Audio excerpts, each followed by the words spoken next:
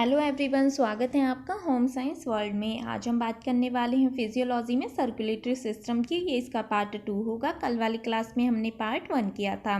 तो आइए देखते हैं। इसमें हमारा जो ब्लड के फंक्शंस थे वो रह गए थे, तो पहले इनके बारे में हम जान लेते हैं। पहला क्या है ब्लड का फंक्शन? ऑक्सीजन का परिवहन। यानी ब्लड जो है ये कार्य क्या करता है? ये रुधिर ऑक्सीजन को फेफड़ों से शरीर के विभिन्न अंगों तक पहुंचाता है। यानी रुधिर के द्वारा ही ऑक्सीजन फेफड़ों से विभिन्न अंगों तक पहुंचती है। भोज्य पदार्थों का परिवहन करता है, यानी कि जो पाचन तंत्र में अवशोषित भोजन है, यानी कि जो पोषक तत्व हैं, हमने बात की थी, जो भी हम खाना ले रहे हैं उनमें जितने भी पौष्टिक तत्व होते हैं वो क्या होते हैं? अवशोषित होकर ब्लड के थ्रू विभिन्न अंगों तक पहुंच जाते हैं और जो भी उनका कार्य होता है वो अपना कार्य करते हैं। फिर है उत्सर्जित पदार्थों का परिवहन। यूरिया, यूरिक अम्ल तथा अमोनिया, ये जैसे भी पदार्थ होते हैं इनको रुधिर उत्सर्जित अंगों तक पहुंचाता है। हार्मोन्स का परिवहन होता है। जितनी भी अंतःस्रावी ग्रंथियां हैं इनसे जितने भी हार्मोन सीक्रेट होते हैं वो रुधिर के द्वारा सभी अंगों तक ले जाए जाते हैं। रोगों से रक्षा करता है। जो हमारी WBC होती हैं, जो ब्लड में पाई जाती हैं, ये क्या करती हैं? हानिकारक जीवाणुओं और विषाणुओं से रक्षा करती हैं। शारीरिक तापमान नियंत्रण करता है। रक्त स्राव को रोकने में सहायक होता है। जो हमने प्रोटीन पढ़े थे, ठीक है, प्रोथ्रोम्बिन वगैरह, ये सब क्या है? ये रक्त स्राव को रोकने में मदद कर रहे हैं, जो कि ब्लड में ही पाए जाते हैं। कोशिकाओं को उचित दशा प्रदान करना, ठीक है, विभिन्न अंगों में सहयोग करना, शरीर के विभिन्न भागों के बीच पोषक पदार्थों, उत्सर्जित पदार्थों, हार्मोनों आदि का परिवहन करके रुधिर विभिन्न अंगों के कार्य में समन्वय स्थापित करता है, यानी विभिन्न अंगों में सहयोग प्रदान कर रहा है। शरीर की सफाई में सहायक। जो भी WBC होती हैं शरीर में मृत कोशिकाओं के मलबे का भक्षण करके उसे एकत्र होने से बचाती हैं। ठीक है, ये तो हो गए फंक्शंस ऑफ ब्लड। आगे हम बात करते हैं ब्लड वेसल्स यानी रुधिर वाहिनियों की। अब जो रुधिर वाहिनियां होती हैं इनमें 3 तरीके के पाए जाते हैं। एक है आर्टरीज, जिन्हें धमनियां कहते हैं, दूसरी है सिराएं, तीसरी है ब्लड कैपिलरीज। ठीक है, अब हम इनकी बात करते हैं। धमनियां यानी आर्टरीज, ये क्या कार्य करती हैं? जो धमनियां होती हैं हृदय से रुधिर को शरीर के विभिन्न भागों में वितरित करती हैं, उन्हें क्या कहते हैं? धमनियां कहते हैं। ये जो आर्टरीज यानी धमनियां होती हैं, यदि आपसे पूछ लिया जाए इनमें कैसा ब्लड होता है तो आप याद रखिएगा इनमें शुद्ध रुधिर बहता है। परंतु यदि इसके आगे पल्मोनरी लगा दिया जाए तो इसमें कैसा ब्लड होता है? इसमें अशुद्ध रुधिर होता है। फिर बात करते हैं हम शिराएं की। शिराएं जो वाहिनियां शरीर के विभिन्न अंगों से रुधिर को एकत्र करके हृदय में पहुंचाती हैं उन्हें शिराएं कहते हैं।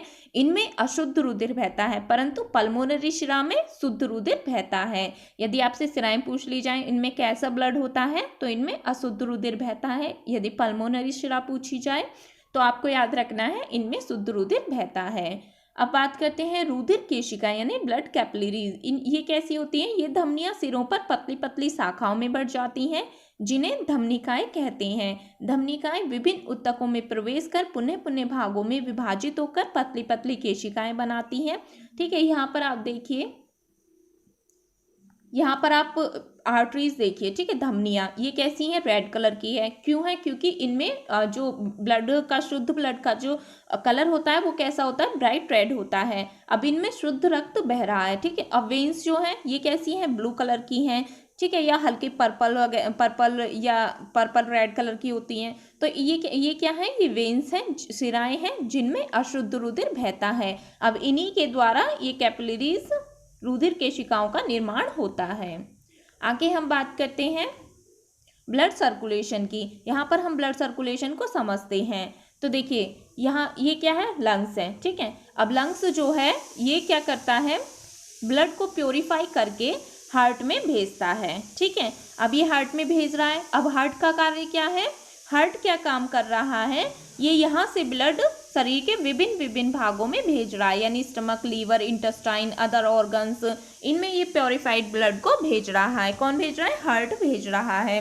जो हार्ट होता है, अब हमारा जो हमें क्या है? ब्लड जो है हमारी पूरी बॉडी को ब्लड की ज़रूरत होती है, लीवर, ब्रेन वगैरह सबको, ठीक है, लेकिन ब्लड पूरी बॉडी में नहीं पहुंच पाता क्योंकि इसका जो हार्ट होता है इसका प्रेशर कैसा होता है? बहुत ही कम होता है। इसलिए लंग्स प्योर ब्लड हार्ट में भेजता है, ठीक है। लंग्स क्या कर रहे हैं, शुद्ध जो भी ब्लड है उसको हार्ट में भेज रहे हैं। हार्ट क्या करेगा, इसका दाब बढ़ा देगा। अब प्रेशर बढ़ा देगा तो क्या होगा, प्रेशर बढ़ने से क्या होगा, ब्लड बॉडी के सभी पार्ट्स में पहुंच जाता है। यहाँ पर एक चीज और समझते हैं, जो सारे जितने भी पार्ट्स हैं, ठीक है, लीवर, स्टमक, आंतें, किडनी, सभी में ब्लड जाता है, प्योर ब्लड जाता है। अब प्योर ब्लड जिन नलिकाओं या ट्यूब से जाता है वो कौन सी होती हैं, हमने पढ़ी थी, धमनियाँ होती हैं। धमनियों में कैसा ब्लड होता है, प्योरीफाइड ब्लड होता है। प्योरीफाइड ब्लड में क्या होता है, ऑक्सीजन की मात्रा ज़्यादा होती है। यहाँ पर आप देखिए प्योरीफाइड ब्लड जो है, ये आपका जो आर्टरीज हैं, हिपैटिक आर्टरी, ठीक है, इसमें क्या है, शुद्ध रक्त है, ठीक है। गैस्ट्रिक, इसमें क्या है, शुद्ध है, इसमें भी। ये सब क्या है, ये आर्टरीज हैं। अब इनका कार्य क्या है, शुद्ध रक्त को पूरी बॉडी में पहुंचाना। दूसरी ओर वेन्स होती हैं, ये आप देख रहे हैं, ठीक है। अब इनमें कैसा होता है ब्लड, इनमें जो ब्लड होता है वो अशुद्ध रक्त होता है। इसमें CO2 की मात्रा ज़्यादा होती है, यानी कार्बन डाइऑक्साइड की मात्रा ज़्यादा होती है। अशुद्ध रक्त जो है ये वेन्स यानी शिराओं में बहता है। अब क्या होता है, अब यहाँ पर आप देखिए, ठीक है, ये तो हमने बात कर ली सारी आर्टरीज की, ठीक है। अब यहाँ से जो ब्लड है वो निकला, अशुद्ध रक्त जो है ये पहुँचता है यहाँ पर, ठीक है। यहाँ पर होती है आपकी inferior vena cava. Inferior vena cava, इसमें क्या होता है, अशुद्ध रक्त होता है। इनको कहाँ जाना चाहिए, कायदे में तो इन्हें कहाँ जाना चाहिए, लंग्स में जाना चाहिए। लेकिन क्या होता है, इनका दाब इतना नहीं होता कि ये जो अशुद्ध रक्त है सीधा लंग्स में जाए। तो ये पहले कहाँ जाता है, ये पहले हार्ट में जाता है। यानी जो अशुद्ध रक्त है पहले कहाँ जाएगा, पहले हार्ट में जाता है। क्यों जाता है, क्योंकि इनका दाब इतना नहीं होता, यानी इनका प्रेशर इतना नहीं होता कि ये हार्ट तक पहुँच पाए, ठीक है। हार्ट प्रेशर बढ़ाता है, वहाँ से क्या होता है, अशुद्ध रक्त लंग्स में पहुँचता है। यानी हार्ट से प्रेशर बढ़ेगा, ठीक है। हार्ट से जब प्रेशर बढ़ेगा तो यहाँ से आप देखिए ये ब्लड कहाँ जाएगा, ये लंग्स में जाएगा। यानी अशुद्ध रक्त लंग्स को भेज देगा हार्ट। अब हाथ, सिर, जो भी अशुद्ध रक्त आता है वो भी हार्ट में आता है। यहाँ पर आप देखिए ऊपर, यहाँ पे तो नहीं दिया हुआ, लेकिन ऊपर यदि हम देखें तो वो भी जो ब्लड है, अशुद्ध रक्त है, वो भी कहाँ पे आता है, आपका ऊपर से हार्ट में ही आता है। हार्ट ही क्या काम करता है, प्रेशर को बढ़ाकर ब्लड को लंग्स में भेजता है। तो यहाँ पर हमने इतनी बात को समझ लिया। फिर आगे बात करते हैं हम हार्ट की। अब हार्ट का कार्य क्या होता है, यदि हम पहले हार्ट के बारे में इसका जाने तो इसका वेट कितना होता है, यहाँ से आपका क्वेश्चन पूछ लिया जाता है। हार्ट का वेट कितना होता है, 300 ग्राम इसका वेट होता है। 13 सेंटीमीटर लंबा होता है और 9 सेंटीमीटर चौड़ा होता है। शेप कैसी होती है इसकी, व्यक्ति की यदि बंद मुट्ठी को देखा जाए तो उसके समान इसकी जो शेप है वो दिखाई देती है। यहाँ से आपका क्वेश्चन बन जाता है। वजन कितना होता है, 300 ग्राम होता है। 13 सेंटीमीटर लंबा, 9 सेंटीमीटर चौड़ा होता है। शेप कैसी होगी, व्यक्ति की बंद मुट्ठी के समान इसकी शेप होती है। लोकेशन की यदि बात की जाए तो लोकेशन इसकी कैसी होगी, देखिए इसमें एक जो हमारे लंग्स हैं, लंग्स में बीच में एक हड्डी होती है, ठीक है।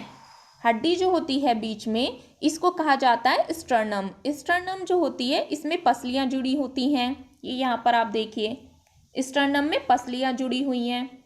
ये बीच वाली क्या स्टर्नम है, स्टर्नम में पसलियां जुड़ी हुई हैं। इनके पीछे थोड़ा सा लेफ्ट साइड में, ठीक है, इनके पीछे यहाँ पे आप देखिएगा थोड़ा लेफ्ट साइड में हार्ट होता है। यानी इसकी लोकेशन कहाँ पे है, स्टर्नम के पीछे जो पसलियां हैं, स्टर्नम से जो पसलियां जुड़ी हुई हैं उनके पीछे थोड़ा लेफ्ट साइड में होता है। 2 से 6 जो पसली होती है उनके बीच में, ठीक है। लोकेशन हमने इसकी जान ली।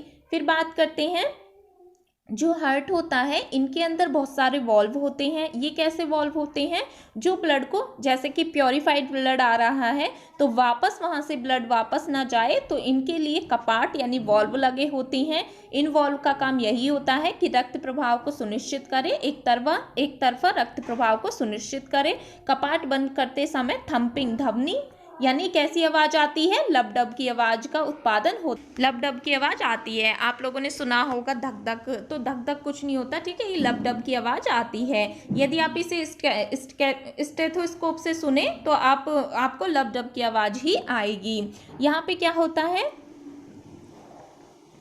जब हार्ट जो है कॉन्ट्रैक्शन करेगा यानी संकुचन करेगा तो क्या होता है, ब्लड प्रेशर बढ़ जाता है, और जब रिलैक्सेशन करेगा तो क्या होगा, ब्लड प्रेशर कम हो जाता है।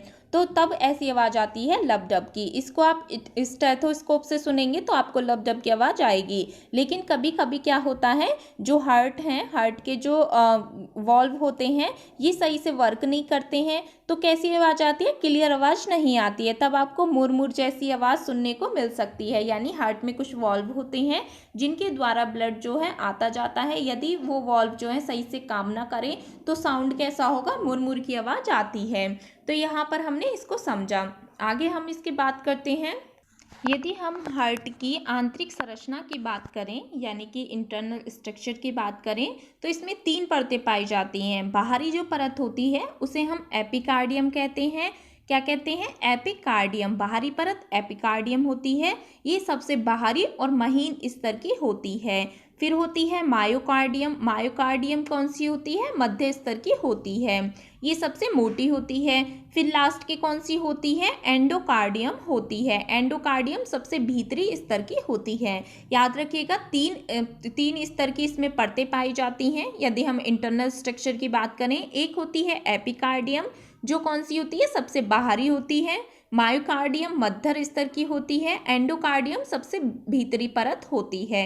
तो 3 परतें इसमें होती हैं। फिर इसके बात करते हैं, जो हृदय होता है इसको पूर्ण तरीके से हम 4 भागों में विभाजित करते हैं। यानी ये हमारा हृदय है। अभी इसको हम 4 भागों में डिवाइड करके पढ़ते हैं। पहला आता है इसमें, यदि आपसे पूछ लिया जाए, पहले आता है इसमें लेफ्ट ऑरिकल। ठीक है, एक मिनट। पहला आता है इसमें लेफ्ट ऑरिकल। ये क्या है, लेफ्ट ऑरिकल है। ठीक है, इधर क्या है आपका, इधर है राइट ऑरिकल। ये आपका राइट ऑरिकल हो गया। इधर क्या है नीचे, इधर है आपका लेफ्ट वेंट्रिकल। ये क्या है, लेफ्ट वेंट्रिकल हो गया। इधर क्या है, इधर है आपका राइट वेंट्रिकल। तो इन चार चैम्बर से या 4 कक्ष से मिलकर हमारा हार्ट बना होता है। ये जो होते हैं ये क्या करते हैं, देखिए, जो हमारा ब्लड लंग्स से हमारा ब्लड आ रहा है। ठीक है, अब वो ब्लड हमारा लंग्स से कहाँ आ रहा है, तो वो हमारा यहाँ पर बायां अलिंद, जिसे बायां अलिंद यानी लेफ्ट ऑरिकल या आर्ट्रियम बोलते हैं, इसमें हमारा ब्लड आ रहा है। अब यहाँ से कहाँ जाएगा ब्लड, तो यहाँ से जाएगा लेफ्ट वेंट्रिकल में। लेफ्ट वेंट्रिकल में ब्लड जाता है। अब यहाँ से जो ब्लड है, यहाँ पर आप देख रहे हैं, ये क्या है, लेफ्ट वेंट्रिकल। यहाँ पे ब्लड आया। अब यहाँ से ब्लड जाता है, यहाँ पर आप देखिए, ये जो रेड रेड है, अरोटा। अरोटा में ब्लड जाता है। अब अरोटा के थ्रू ब्लड जो है पूरी बॉडी में जाता है। किसकी सहायता से जाएगा, तो हमने पढ़ा था शुद्ध रक्त जो है वो धमनियों की सहायता से पूरी बॉडी में, जो भी हमारे लीवर है, स्टमक है, पैर है वगैरह, पूरी बॉडी में ब्लड अरोटा से होता हुआ जितनी भी धमनियां हैं उनमें जाता है। फिर क्या होता है, वहाँ से ब्लड वापस आता है, जो पूरी बॉडी है। अब जब वापस आता है तो वापस कहाँ आता है ब्लड, सीधे उसमें नहीं जाएगा, लंग्स में। क्यों नहीं जाएगा, क्योंकि उसका प्रेशर कम होता है। तो सीधे वो कहाँ जाएगा, ब्लड हार्ट में जाता है। अब हार्ट में ब्लड कहाँ जाएगा, राइट ब्लड है, अब ये कहाँ जाएगा, राइट वेंट्रिकल में जाएगा। यहाँ पर आप देखिए, सॉरी, राइट ऑरिकल में जाएगा। राइट ऑरिकल से ब्लड कहाँ जाएगा, ये यहाँ पर आप सुपीरियर वेना कैवा देख रहे हैं। यहाँ की सहायता से ब्लड जो है कहाँ आ रहा है, राइट ऑरिकल में जा रहा है। राइट ऑरिकल से ब्लड कहाँ जा रहा है, राइट वेंट्रिकल से।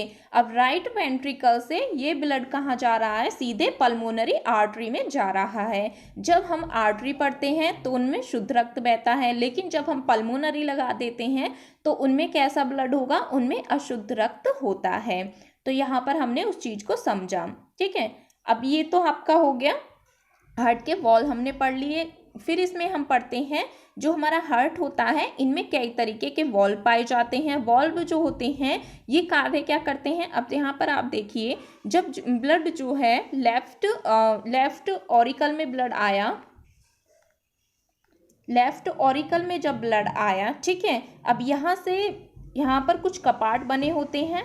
ठीक है। अब ये कपाट कार्य क्या करते हैं, वॉल्व कार्य क्या करते हैं, जो ब्लड लेफ्ट ऑरिकल से लेफ्ट वेंट्रिकल में आ रहा है इनके बीच कपाट बने होते हैं यानी वॉल्व बने होते हैं, ताकि जो ब्लड है इनका एक तरफा ही प्रवाह बना रहे, ये वापस ना जाए। तो यहाँ पर पहला जो वॉल्व है इसका नाम क्या होता है, माइट्रल वॉल्व होता है। यहाँ पर आप देखिए माइट्रल वॉल्व होता है। दूसरा कौन सा वॉल्व होता है, जब यहाँ से ब्लड कहाँ जाएगा, यहाँ से ब्लड अरोटा होता हुआ पूरी बॉडी में जाएगा, पूरी बॉडी से यहाँ पर आप देखिए फिर सुपीरियर वेना कैवा में जा रहा है। सुपीरियर वेना कैवा से जब ब्लड राइट ऑर्ट्रियम में होता हुआ राइट वेंट्रिकल में जाएगा, तब यहाँ पर एक और कपाट बना होता है ये बीच में, ठीक है।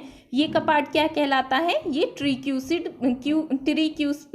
कपाट होता है, वॉल्व होते हैं। फिर एक वॉल्व और होता है पल्मोनरी वॉल्व, यहाँ से जो ब्लड होता हुआ ऊपर जाता है, ठीक है। पल्मोनरी वॉल्व जो है यहाँ से ब्लड ऊपर होता हुआ चला जाता है।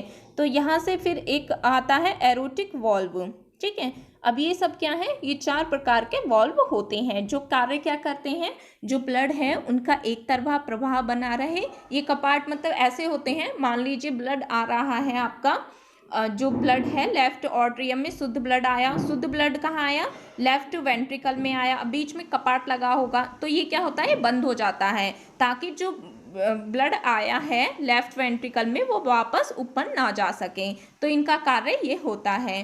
तो यहाँ पर हमने स्ट्रक्चर को समझा। आगे हम बात करते हैं ब्लड प्रेशर की। ब्लड प्रेशर क्या होता है, तो देखिए रक्तचाप हृदय के संकुचन तथा विश्राम में महाधमनी पर पड़ा दाब रक्तचाप या ब्लड प्रेशर कहलाता है। यानी जब हमारा हार्ट जो है संकुचन और स्थिलन, ठीक है, संकुचन स्थिलन करता है तो वो क्या कहलाता है, वो ब्लड प्रेशर कहलाता है। यानी प्रेशर पड़ता है, उस प्रेशर के ही द्वारा ब्लड जो है वो ब्लड जो है उस प्रेशर के द्वारा ही लंग्स में पहुंचता है। हमने यहाँ पर एक चीज पढ़ी थी,